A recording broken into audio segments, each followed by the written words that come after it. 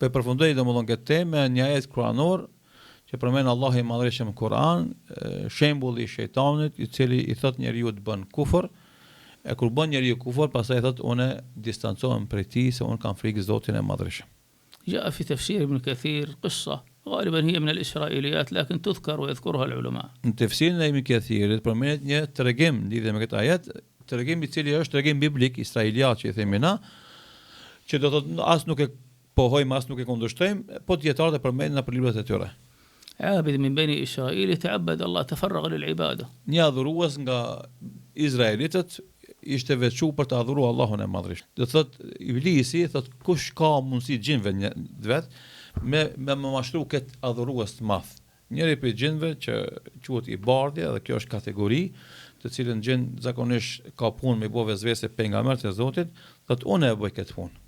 فذهب إليه في شكل العابد الناسك.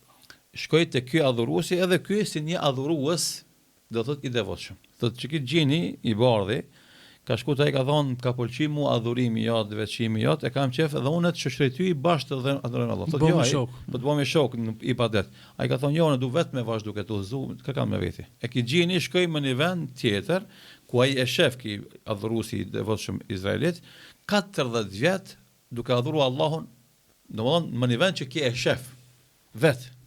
انظر الصبر كم 40 سنة أهم شيء أنه لابد يوقع هذا 40 vjet sabër ka, domthonë me nxjerr kurth po. Kurthën po. ولهذا يأتي 40 vjet ai ka po sabër. Veç me qenë kurth. 5 vjet 10 vjet shkaj të fol. E ky e thot mas 40 vjetësh i dhe thot mos ja mushi mendën këtij se ki pranë është i devotshëm, ta unë po duam me shku, ama tha duam me ta dhon emrin më të madh Zotit që kur të bësh ta lutjesh me të. Thot jo s'kam nevojë, po unë po ta jap ti më çka dush bën. Gjini të shku tash domethënë më nikatun e mytni lop.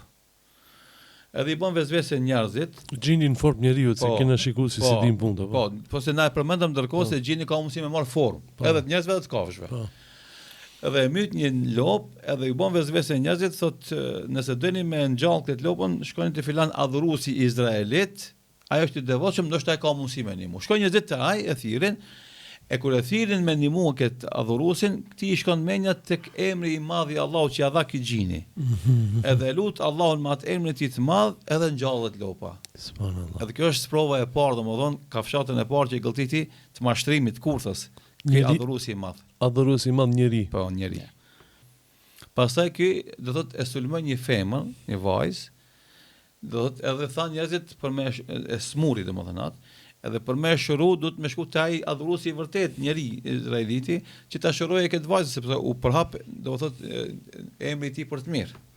Thot, edhe kur e prunë këtë vajzën të ky adhuruesi, për me shëru, ai tentoi me shëru, nuk u shëru me të parën, sepse ky gjini e pengoi ke shërimin, do të vazhdoi me